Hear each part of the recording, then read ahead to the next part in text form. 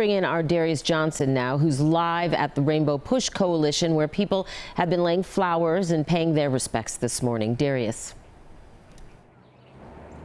Hey there, ladies. Good morning to you. We're outside the Rainbow Push Coalition, the organization founded by the late Reverend, and this morning it has quickly become a place of reflection for Chicagoans who also called him not only a civil rights activist, but a neighbor. This is where much of that legacy was put into motion for many decades, and this morning those tributes are pouring in from right here in the city and across the country, where many of them are describing Reverend Jesse Jackson as a man who did not just witness history, but a man who helped to shape it.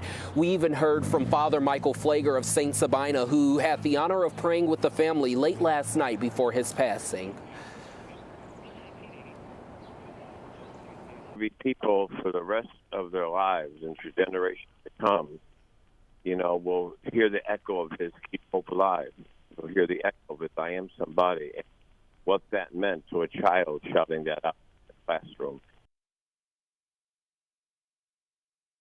Reverend Jesse Jackson spent more than half a century fighting for racial equality, economic justice, and political power. After working alongside Dr. Martin Luther King Jr., he emerged as one of the figures who helped carry the civil rights movement forward, transforming protest into lasting political influence. His presidential campaigns in the 80s broke new ground, proving a black candidate could build hope for people of color and reshape the political landscape.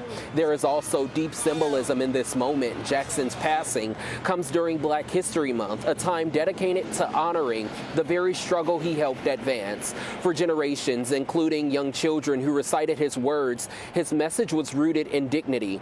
I am somebody. I may be poor, but I am somebody. And that was more than a speech. It was a declaration of self-worth and a reminder that every voice matters. Even in recent years, as he faced serious health challenges, including Parkinson's disease and a rare neurological disorder, Jackson continued to speak on injustice, mentor new leaders, and urge the country forward. This morning, we had a chance to speak to several who've come here to lay flowers at the steps of the Rainbow Push Coalition, remembering the late civil rights icon.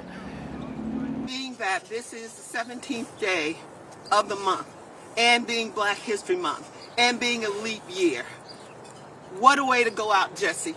We will never forget this day.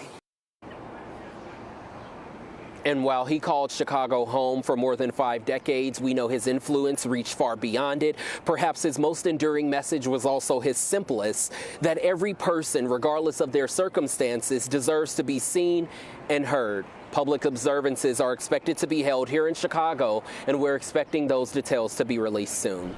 We're live at the Rainbow Push Coalition this morning. I'm Darius Johnson. Dana, Audrina, back to you. Darius, thank you.